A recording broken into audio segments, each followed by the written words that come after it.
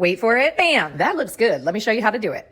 Have you ever used a tile saw? I promise, it's not that difficult. One of my favorite ways to elevate a space is to add tile. It's durable, easy to clean, and I promise, way easier to install than you think. One of the most important steps is ensuring that your first row is level. So here, I drew a level line and laid out all of the tiles to make sure the cut was gonna make sense. To make this more manageable, use a pre-mixed mortar. It will take the guesswork out of getting the perfect consistency. I was super lucky to not have any outlets to cut around, so basically all my cuts were straight and there was only about 8 of them. Once I had them all cut, I was flying through this. I did end up breaking this tile job up into 2 days, installing the bottom 2 rows first because these were larger tiles, so I was preventing any sag that would happen because of the weight of the tiles. After I got the remaining tiles up on the second day, then I was ready to grout. Here's the last tile being set, and then I taped off the edges, filled up a bucket with water, and used ready-to-use grout in DeLorean Gray, alternating directions as I push it into the crevices and then wiping off in circular motion until clear with the sponge. Just a reminder of where we came from and where we are now, so keep following along to see shelves go up and me freaking out drilling into this tile.